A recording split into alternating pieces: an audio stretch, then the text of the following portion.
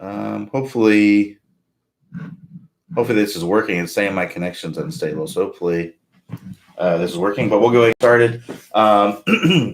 Richard W. says, I'm pulling my short irons. I have great contact, ground interaction, distance trajectory, but my towards are off left on every shot. Must be outside the in path. So that's exactly right. You're on the right track there. That's exactly what's going on there. So since we don't have a lot of questions, I can kind of go into just some detail on this. And then Richard, as an addendum, says, he says, try moving the ball back. I'm not sure I should go farther. Pitching wedge dead middle of a shirt button. So yeah, I wouldn't go further than back of middle of your stance to do that. But yeah, so that's basically moving the ball back in your stance can help you to swing more into out. But it doesn't necessarily mean that that's what's going to happen. So what you're going to need to do is you're going to need to be actively trying to swing more into out when you're doing this. So the best way to figure out or to learn how to fix any ball flight issue is to just understand a little bit about ball flight. So you can fix these issues all the time, whether it's a push, a block, a hook, a slice, any of these things you can figure out with just knowing a little bit about ball flight. So the number one rule is that the ball is always going to start mostly in the direction of the club face, that impact.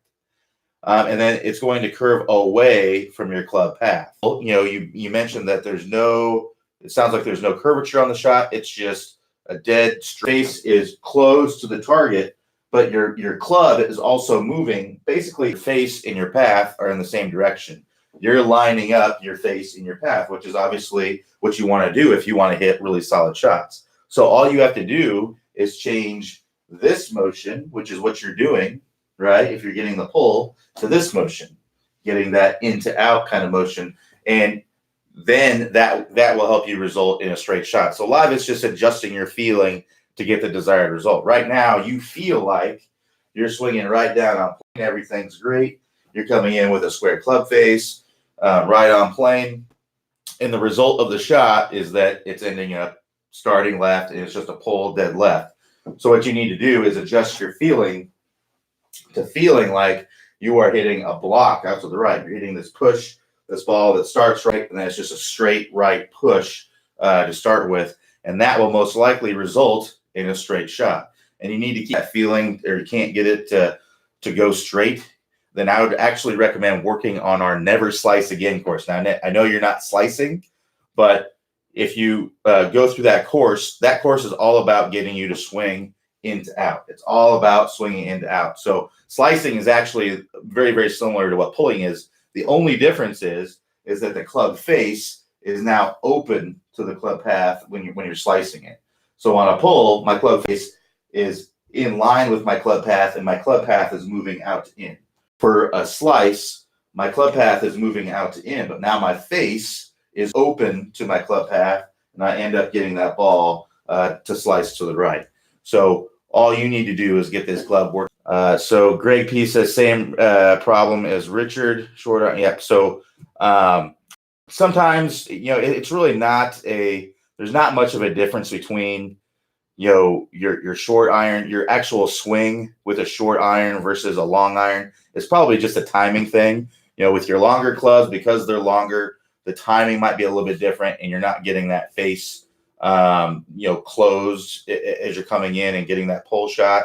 The contact might be a little bit different on your longer clubs. It may not be as solid. So maybe on your longer clubs, you're hitting those shots maybe a little bit more on the toe, and the face is opening up a little bit, because when you hit it on the toe, the face will twist open. It'll start a little bit more to the right, and then it'll tend to want to curve to the left if you're a right-handed golfer. So that might be, or you might be hitting those off the heel, and it's kind of correcting itself when it's out there. So those off-center strikes can make a difference as well. So it's hard to say exactly what's going on between your long irons, your short irons, your wedges, and all that. But typically you're going to be all right. So hopefully you all can see me and hear me and everything. It keeps telling me that my connection's unstable and all that, but it seems to be moving through fine. So go ahead and get your questions posted on there. We'll continue to answer. I got here from John Z that I'll answer here in just a minute. But on the right-hand side there, go ahead and post your questions. I'll stay here as long as you guys are asking questions. If not, I may jump off here and hit the road. But yeah, if you guys got questions, go ahead and post them on here. I'll stay on here till 10 a.m. Eastern answering questions. So John Z asked a question, says, will a more offset iron help a player create better shaft lean at impact? No, most likely not. It's not typically going to change the way that you're coming into impact. In an indirect sense, it maybe could a little bit. So here's what an offset iron does, basically. So if you have an iron, so this is not an offset iron. All irons are offset to a certain extent. As you can see here, it is offset just a hair off the hosel. But typically, an offset iron is going to have more space, like right here. So you can see there's this little part of the hosel here. An offset iron would be set more back. So what all that does is that gives you more time coming through impact to square the club face. So if you're really having trouble getting that club face, like you're leaving the club face open on all your shots, if you did the same thing and just put an offset iron face in there, it gives you just that split second more to get that club face closed, or to get that club face squaring up instead of leaving it open. That's all it really does. It's not going to necessarily stop you from doing this, right? That's not going to stop your wrist movements. All it's going to do is it's going to help you, if you're leaving the face open when you flip, it's going to help you to have a little bit more time to get that face closed. So it's not really going to fix, forward shaft lean and compression and things like that. If you're really looking to fix forward shaft lean and compression, what I'd recommend working on is the move course, because the reason why most people flip is because they come down steep. So what that means is if you're coming down the downswing and you draw this line straight down the shaft here, that line's pointing inside the golf ball.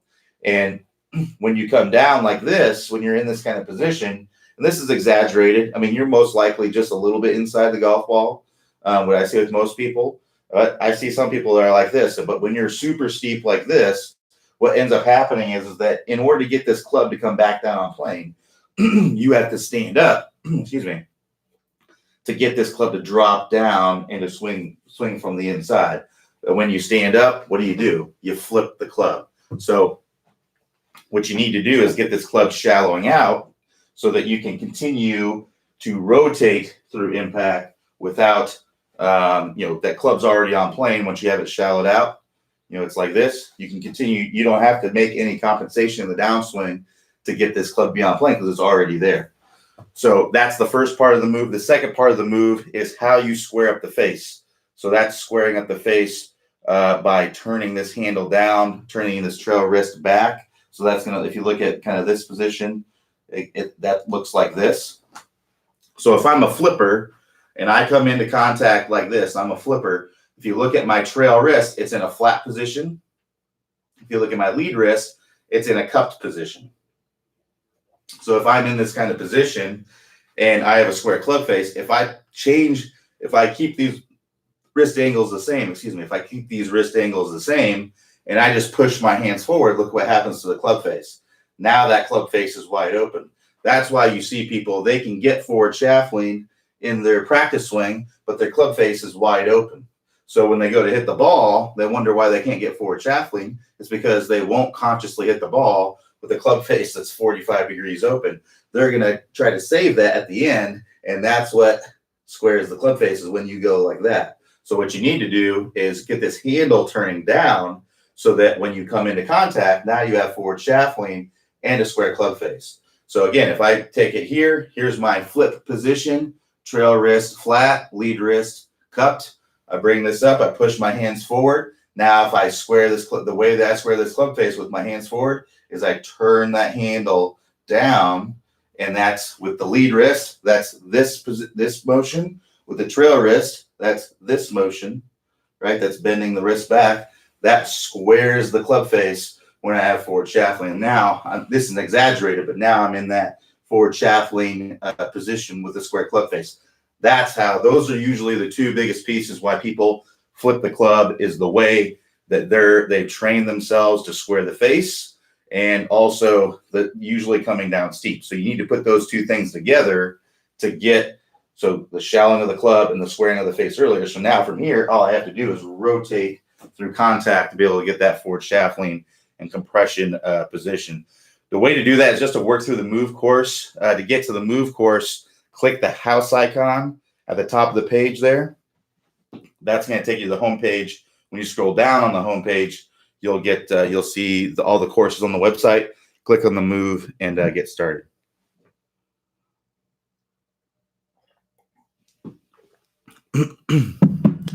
All right, so Brandon S says, can you discuss hitting from an uphill, downhill lie, ball above the feet, ball below, feet aiming, weight distribution, shoulder tilt, etc. So one thing I wanted to mention here is there's a great section on the website that has videos, like really detailed videos for all of these special shots that you're mentioning here. And to get to that, it's very, very easy. You can click on it's vault categories. Once you get into vault categories, it'll have a checkerboard of all these vault categories. You want to go to special shots. In special shots, you'll find uphill lie, downhill lie, above the feet, below the feet, all these kinds of things. So as far as uphill lie is concerned, typically you want to kind of align your body with that. So you'll have your shoulders more angled away. It'll be a lot easier to do that. Weight distribution, you try to be as balanced as you can.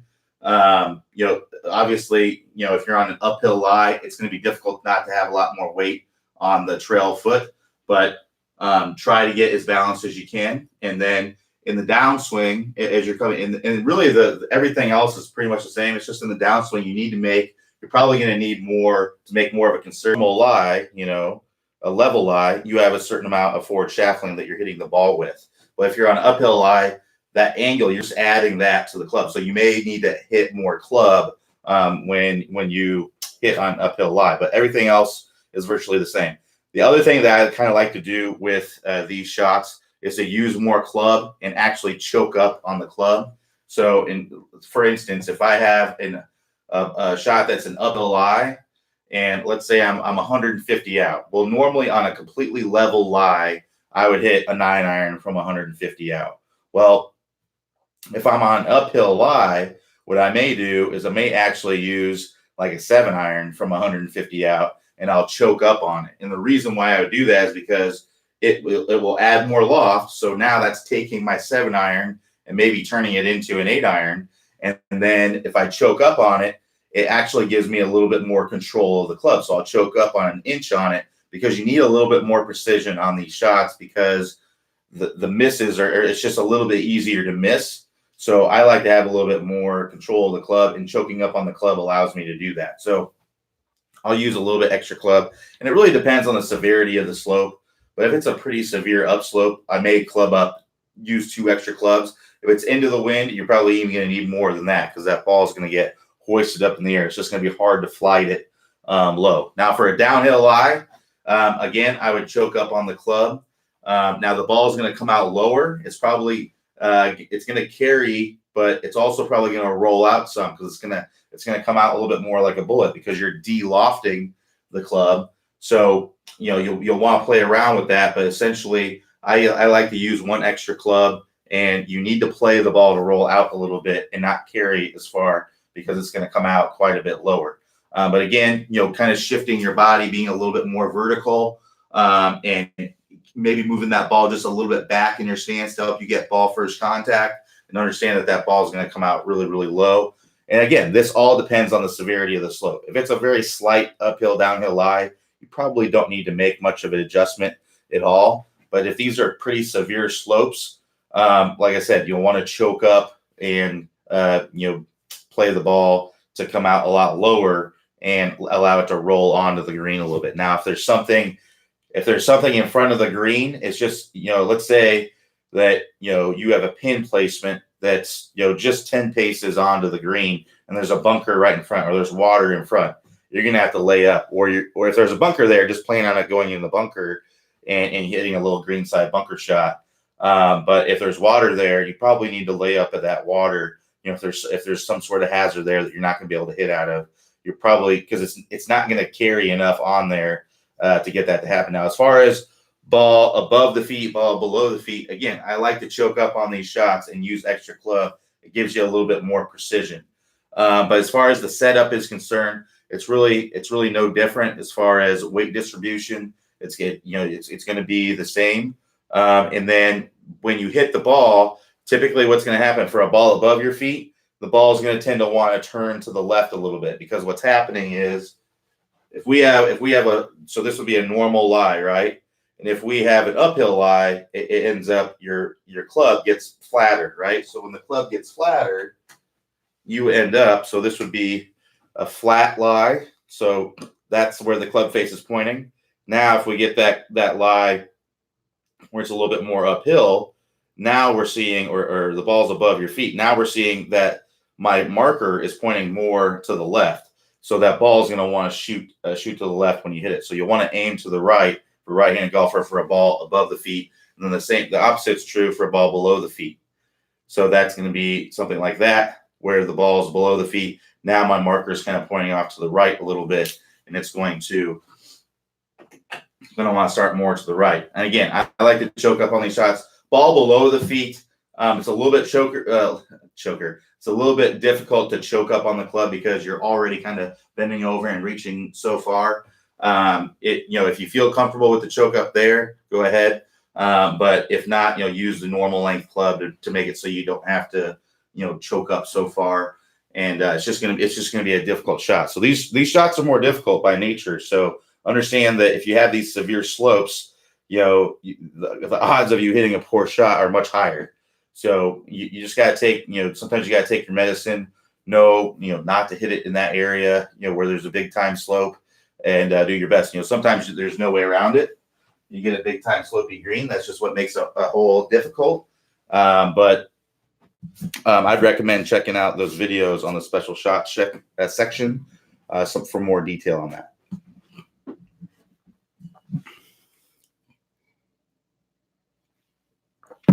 All right. So Daryl K says, Q, I have a tendency to stand up in the swing, causing me to hit the ground behind the ball. This inconsistency causes me a lot of fat shots. When I try to correct, I hit thin shots. What training techniques would you recommend to stay down and cover the ball? Daryl, I'm not sure if you were here, but I talked about the move course. The move course is a really big one, because most likely what's going on is that you're coming down steep. You're coming down steep like this. So if you look from down the line with on video, you'll likely see that in the downswing, if you pause about right here when the lead arm's parallel to the ground, this club is in a vertical position, or it's pointing inside of the golf ball. So on this side of the golf ball. So let's pretend like this electric plug here is the golf ball. You're coming down, and this is pointing inside of that. This would be shallowed out, where the butt end of the club is pointing, a little bit outside of it. That would be nice and shallowed out. This would be steep. So when you're in this kind of position, you've got to stand up to get this club to come down plane, or your options is that you may continue to come down steep and you'll just chop right down into the ball. But then when you mentioned that when you try to compensate for this, you hit thin. And when you hit thin, that's probably from standing up and flipping the club. So you probably need to work on the move course, getting this club shallowed out and getting that club face squaring earlier so you can come into contact, have a nice angle of attack, a little bit down on the ball, making it easier to get that ball first contact and cover the ball. When we talk about covering the ball, that's with your hands and your body essentially. So when you early come in the ball, I'm kind of like this. My hands are covering the ball. So that's basically what covering the ball means. And that's all from the move course, the straight line release course. These are all things that are going to help you do that. So I'd recommend going to those courses and working through those sections, and don't stop the drills until you get it. It just takes time. It's not something like a lot of people, they ask me these kinds of questions and they say, okay, well, I'm just going to go out to the range and I'm going to work on this for an hour. And then if I don't get it, I'm basically going to quit. I'm not saying that that's the mindset, but that's what happens. You go to the range, you struggle with it, and then you're like, well, that's not it. And then you'll try to look for some other answer. And it's not really, there's not another answer. It's just that you didn't take enough time to actually go through it and do it and make it second nature. So you got to go out there, put the reps in, get in these positions, go as slow as you are flipping the club and doing pretty much exactly what you're saying. Because it's not an easy thing to do. It doesn't feel natural. The reason why it doesn't feel natural is because when you're coming into contact, when you cover the ball, this trail wrist would be your dominant hand, right? If you're right-handed, this trail wrist is in a bent back position. For most people, that feels very weak. And it feels like there's just no power in this position right here. So what do? They really try to force this through and push this through to try and get more power. And that's that flip right there. That's how you're used to squaring up the face. So what you need to do is train yourself to feel like that is powerful. And then it's releasing out there as you're coming through. And that takes some time and effort. I equate it to learning how to type. When you're learning how to type, initially you were just kind of looking at all the letters on the keyboard and learning that every finger has a little job that you even takes when it's not just going to take one range session for an hour. It's going to take months and months and months to go through that if you're working really hard and to make that second nature. So keep that in mind whenever you're working on these big swing changes like this. If you're changing the way that you swing the club, then it's going to take some time to get there. Whereas there's some things that are much more intuitive and are really a lot easier. So one thing, here's one that people can get almost right away. If you go and work on anything, it'd be your shoulder turn, right? So the shoulder turn is an easy one because it's an extension of what you're already doing. So if you're working on your shoulder turn and let's say that you look on video and you were like this, and then you were coming through and you're losing a lot of power because you didn't have a big shoulder turn. Well, if you are losing your power, changing the way that you're squaring up face. These things are hard to change, and it takes time to do that, just like it takes time to learn how to type or to learn how to play the guitar or to learn how to do any, skill like that. So keep that in mind whenever you're doing these things.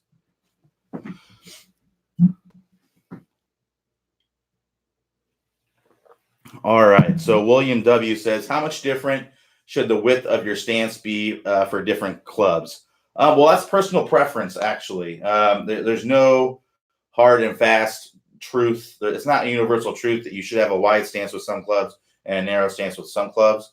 I will tell you that with a driver, I'm typically my widest. And then with pitch shots, I'm typically my narrowest. And you just got to do what works best for you. So the reason why I'm a little bit wider with the driver is because it makes me a little bit more stable. I'm a fairly aggressive swinger with my driver, so getting a little bit wider makes me a little bit more stable. But you can go really, if you go too wide, then it's a little bit harder to move your hips, and if you go too narrow, then it's less stable. So you got to find that happy medium that works best for you. The best way to kind of figure that out is to just go to one extreme to the other. So one extreme would be super wide stance, right? I would go as wide as you possibly can, almost like you're doing the splits, and I would hit some balls. And I would go a little bit less wide, a little bit narrow, until you're basically hitting shots when your feet are completely together. And see what kind of ball flight you get. See what works best for you. See what's the most comfortable for you. Somewhere in between there is going to be your best place. If you look on tour, you're going to see all kinds of stance widths. You're going to see Brooks Koepka with the driver, big wide stance width. And you're going to see Daniel Berger with a very narrow stance. You're going to see Tony Finau, very narrow stance. You're going to see all kinds of players with wide and narrow stance. It's really personal preference. Now, with wedges and pitch shots and things like that, I like to have my feet together because it just makes it, I don't need a lot. It's a very short shot. I don't need a ton of stability, but I need that mobility in my legs to make things happen. So I like to set up with my feet a little bit more together and my feet open to help me be a little bit more mobile with my legs and help me come through the shot. Otherwise, if I get too wide, it's just a little bit harder with this shorter shot to be able to move my legs. So I like to have my legs a little bit closer together. But again, that's just personal preference. If you find that a little bit wider stance is better for you versus a narrow stance, then go ahead, you use that. But that's what I typically like to use, is a narrower kind of stance, narrower, a little bit open stance for pitch shots. And then for a normal shot, it's basically shoulder width apart for pretty much everything else, it's a full swing. And then for driver, I'll just go about 6 inches wider than that. And that gives me a nice stable base where I'm still able to turn and get a good turn and everything, but also not good and stable so that I can be very consistent with it. So thanks for the question, William. So we got about another 30 minutes on here. And again, if we're still asking questions, I'll continue to answer them. But yeah, go ahead and post your questions on here, and we'll get them answered.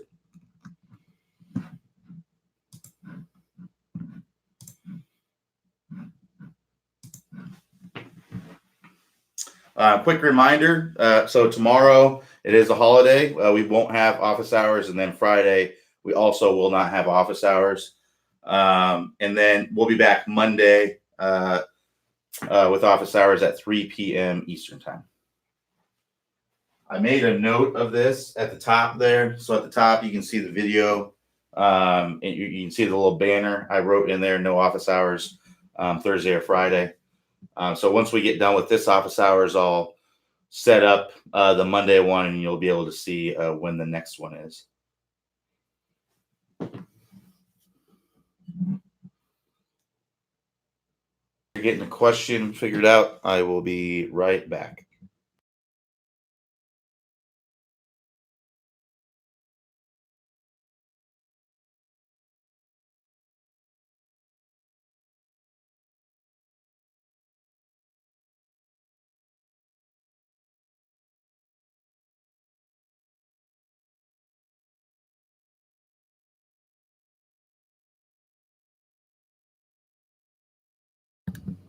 All right, I'm back. So yeah, go ahead and get your questions posted on there. Like I say, I'll stay on here until 10 a.m. Eastern time, but if we don't have any questions, then it's gonna be pretty boring. All right, so Timothy R says, Q, which drill do you feel is the best to stop sliding to start the downswing? I have fought it. I have fought at that for years and have trouble not getting the left side to rotate first. So basically, the compression line course that I'm not sure what your swing looks like, Timothy, but if you slide in the backswing, a lot of times sliding in the downswing is caused by sliding in the backswing. So if in the backswing you're doing this, most likely in the downswing you're going to do this too.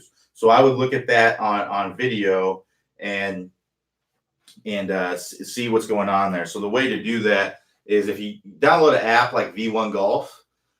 You can video your swing, and then you can draw lines on it. And one thing you can do is you can draw a line on the outside of your hip. Now, I would make sure that you're using like a tripod or a Selfie Golf USA or something like that. Just if you're not sure what Selfie Golf USA is, it's just like two bag clips that are connected together, and they hold on to your club, and that holds your phone. So it's nice to have to be able to film your swing. So I'd use something like that, or a phone tripod. You can get this on Amazon. You can get both on Amazon, I think. But the phone tripod is a little less expensive if you're looking for something on the cheaper side. But basically, you need to film your swing because it needs to be completely still. If somebody's holding the camera, then that line is just not going to be true throughout. So anyway, draw the line outside of your hip, outside of your ankle, and you should really never cross into that line. If it's just like a little bit, that's fine, like an inch. But if you're going into that line, several inches, more than 1 inch, then that's an issue. Swing, I'm going to want to do this in the downswing. So make sure that you're not sliding in the backswing first. If you are, then the best way to kind of fix that is to exaggerate the opposite. So if in the backswing I'm doing this, then I need to feel like in the backswing, when I transfer my weight to my trail side, I need to feel like my hips going back that way. So that would look something like this. Here I am transferring my weight, and then I'm moving my hip back that way. So I'm still transferring my weight, but I'm moving my hip back that way. And that's going to feel like you're more bent over as you're going up to the top. Because when you slide, you're actually kind of doing this with your spine. When you slide, you're kind of getting in back extension. So you want to get in where you're feeling more like you're bent over. So if you are pushing your hip back like this, you're actually doing this with your spine. You're bending over more at the waist. So that's the feeling that you're going to have is that. So I'd make sure that first. And then in the downswing, you're going to feel like your hip's going back this way. It's like the same thing. When you're coming down the downswing, you transfer that weight forward, and then you're pushing the hip back that way. If you're sliding, you're doing this motion and trying to fly from the inside. So feel like you're pushing this hip back out of the way, and you're creating this space for your arms to move through. A lot of times I see, here's a big reason why you slide in the downswing if you slide in the backswing. So if I slide in the backswing, I don't have any space to swing from the inside. So to make that space to swing from the inside, I'm going to slide forward so I can create that space real quick.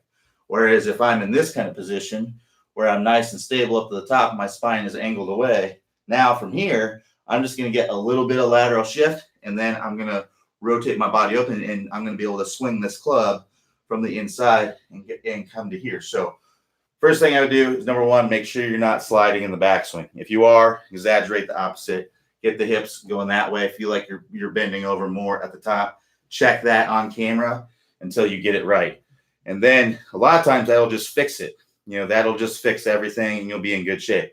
But if it doesn't, if you see that you're getting in this position here and then you still slide and do that, then you need to work on the compression line course. A good video in there is one where you put the alignment stick in the ground. So it's alignment stick like this. It's in the ground like that. And you take swings where you pause and you come into impact and you're not touching that stick. So you're making sure that you're pushing your hip back and out of the way instead of sliding it forward. Because sliding is it's not rotating. It's just doing this. When you don't slide, you rotate and you push the hip back out of the way. So that's the feeling that you're actually having when you're doing it, is that you're pushing that hip back and out of the way. And that's going to be all the compression line course in the Top Speed Golf system. So I'd recommend clicking the house icon, clicking that, then scrolling down on the home page there and going to the compression line course and working through those drills if you are not sliding in the backswing. But most likely, usually when people are sliding in the downswing, it has a lot to do with sliding in the backswing as well, or not having that space to swing that club from the inside. All right.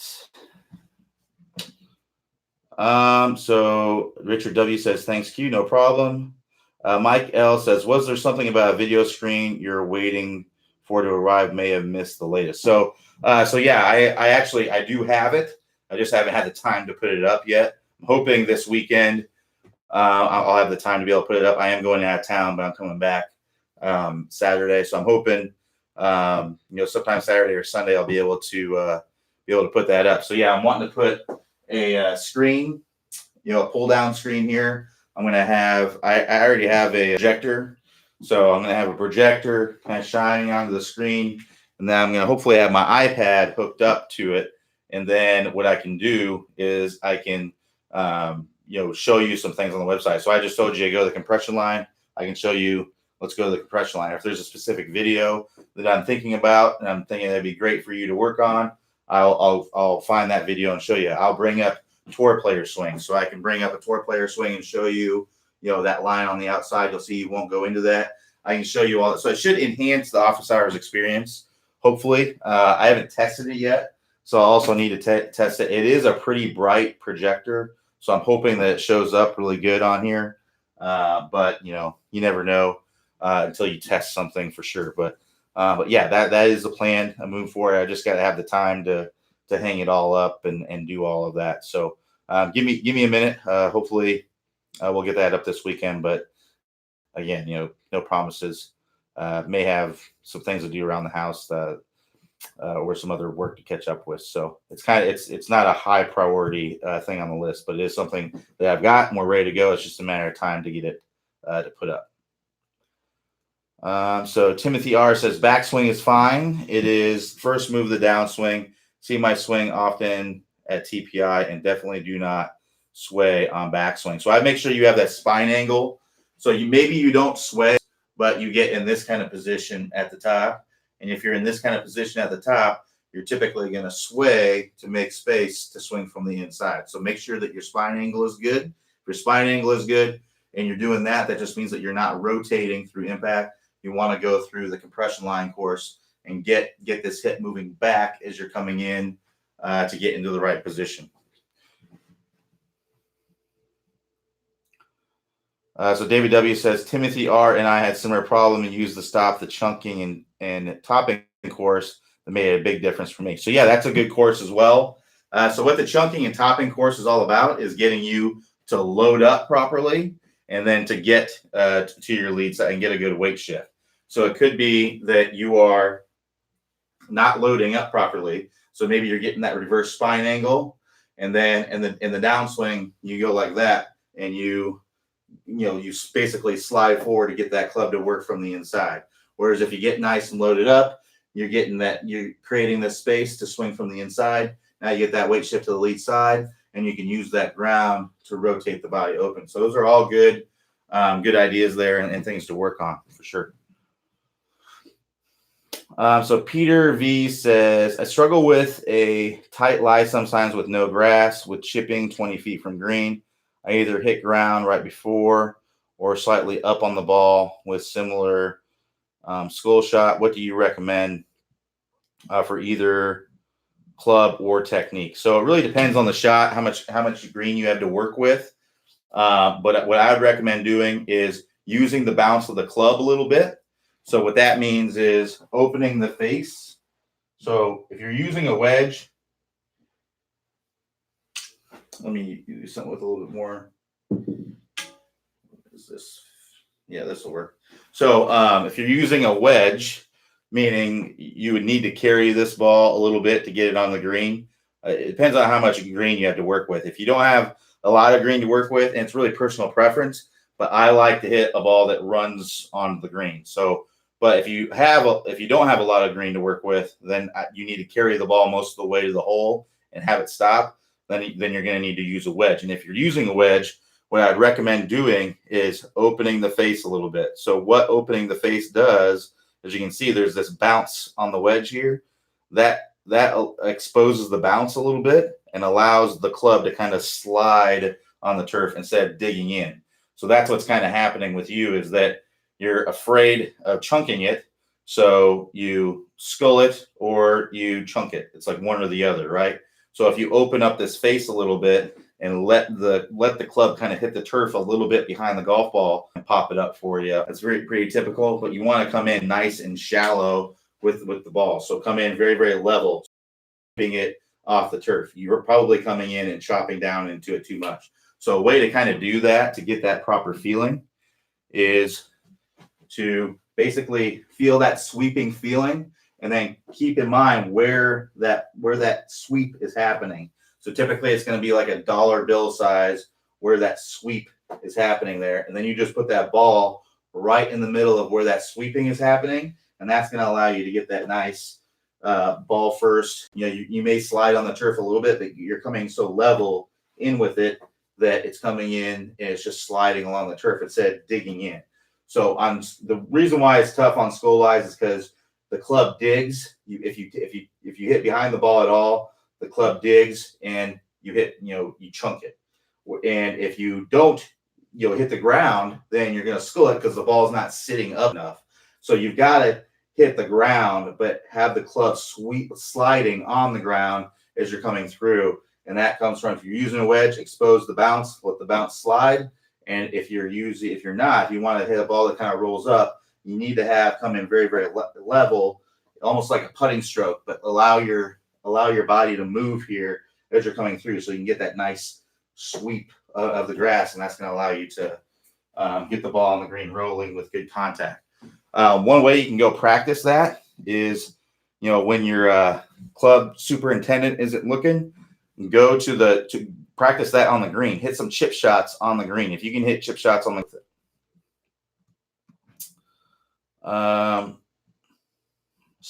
Lee G says video screen idea looks like it'd be a real helpful tool. Yeah, I agree. So I'm looking forward to getting that in here. I think that'll be really cool and enhance the office hours a little bit more.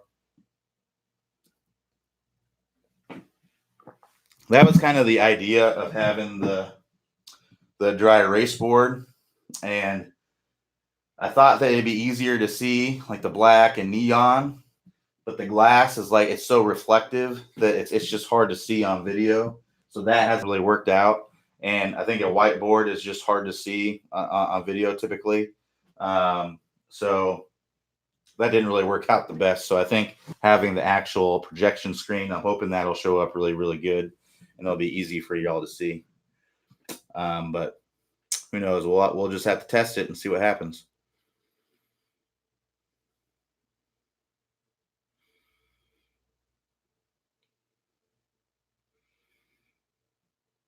So we got about another 15 minutes on here. Go ahead and post your questions.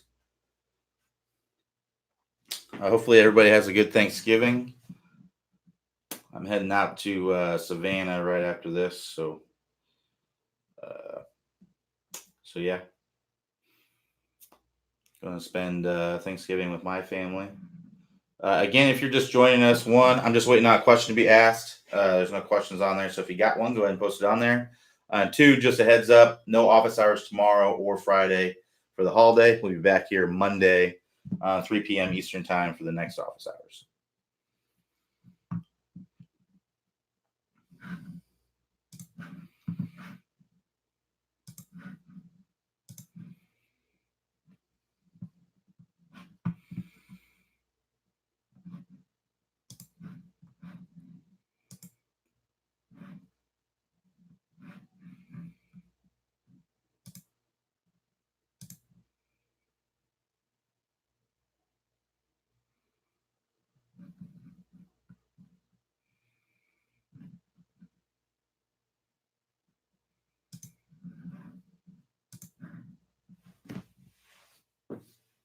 So getting your questions posted on there. So I'll stay on here for another 10 minutes or so.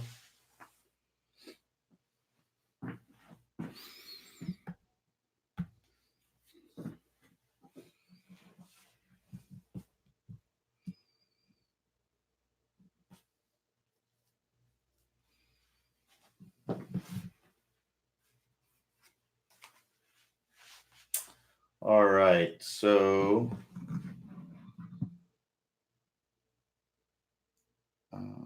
Richard S says, are there good players who slide on the downswing? Not really. I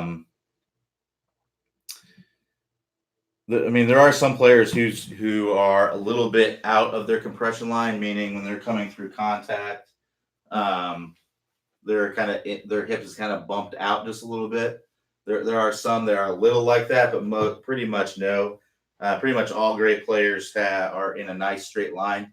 One player that comes to mind is Jason Day, and he's actually worked on this. I believe he's got this to be a little better because I think it might have been a little bit of part of the reason why he had back issues or a lot of back issues.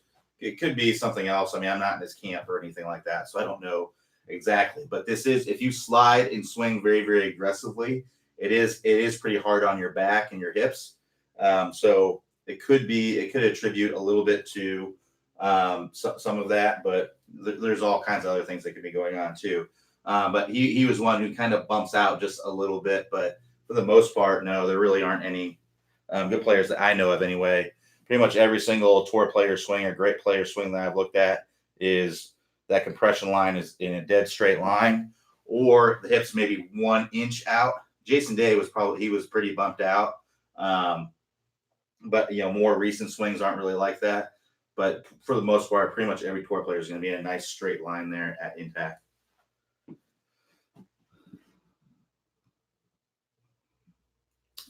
So Jim S says, what is the correct way to square the club face at impact? So not sure if you were here earlier, Jim, but I talked about the move. That's basically the correct way to square the club face. So that's turning that handle down. So that's this motion right here. Because the way that most people square the club face is they come into contact and they kind of flip the hands forward, and they have no forward shaft lean or very, very little, and they're kind of in this position right here. So they're kind of rolling the hands over and pushing that trail hand in to square up the club face like this. So if you look at contact here at my wrist angles, my trail wrist is flat, lead wrist is in a cupped position. So if I'm in that kind of position, I can't get any forward shaft lean. And this feels very, very powerful because your trail wrist is coming in and throwing the club through. But the reality is that you're adding a lot of loft to the face, and you're usually burning up this energy out here when you're flipping. So we want to get that energy happening right at the golf ball and then releasing that club out front. In order to square up the face, when you do that, you've got to turn that handle down. So just an illustration here, which I showed this earlier, but if I have my wrist angles like this, trail wrist flat, lead wrist cupped, and I push my hands forward to get forward shaft lean, and I keep those wrist angles, look what happens. I have a open club face. So what I have to do to square that up is I have to turn that handle down. So to show you what that would look like with my lead wrist, that would look like that.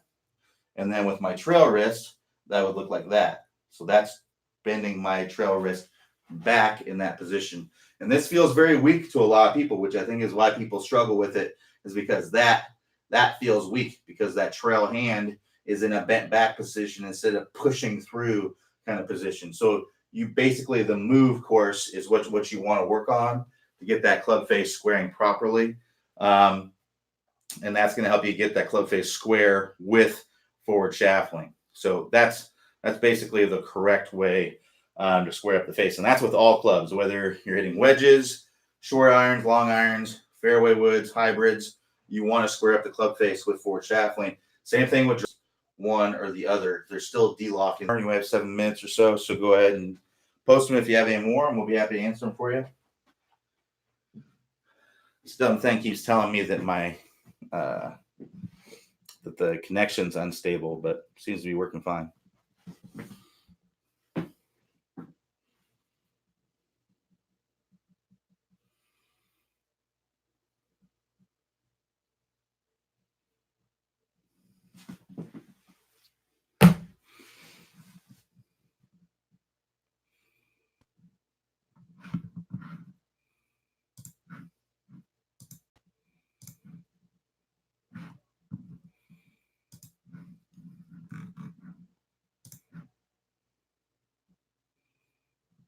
So go ahead and post your questions if you got them.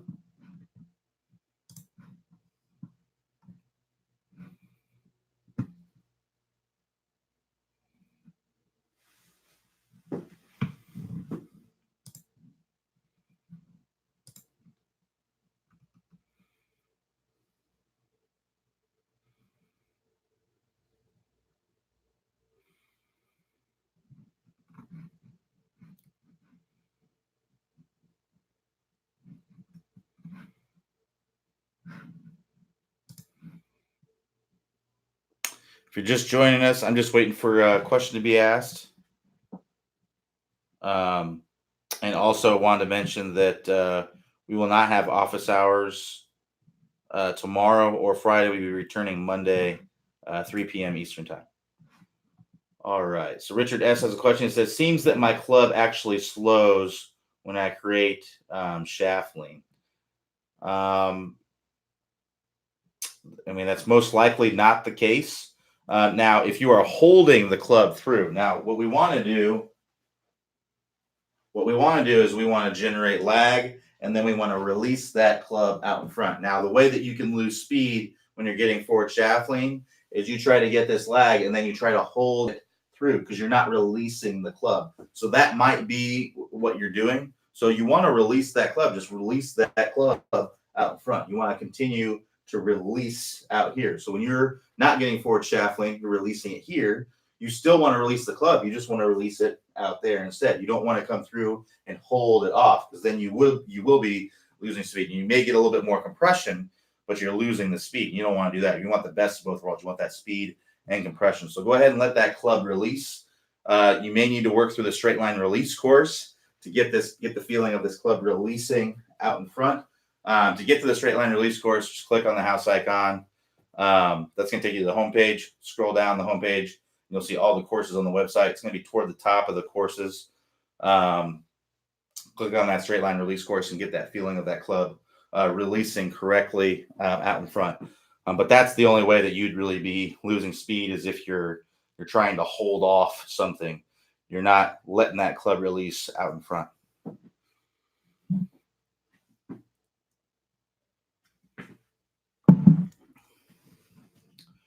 Greg P says, thanks, no problem. Glad I could help.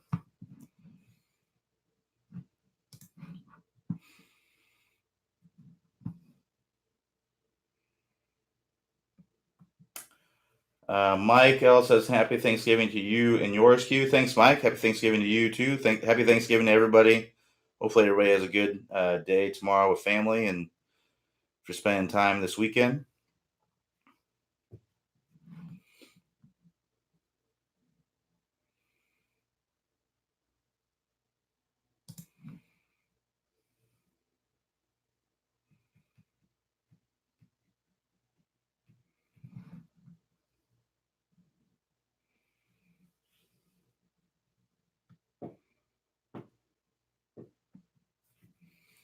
A couple more minutes here. If you have any last minute questions, I'll be happy to answer them for you.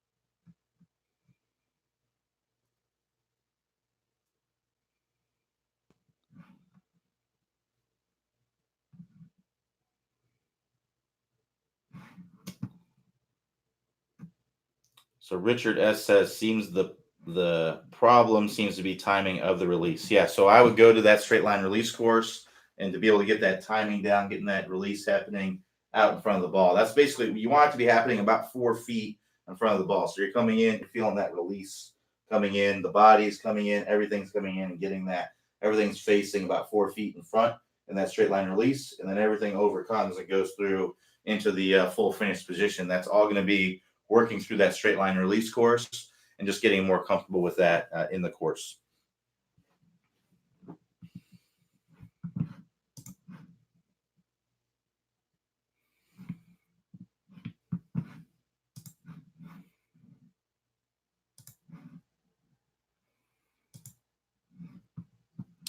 All right. Well, thanks everybody for joining me this morning. I'll be back here Monday after the holiday weekend and everything. Monday to answer more of your questions. So everybody have a great Thanksgiving, and I will talk to you all next time. Thanks.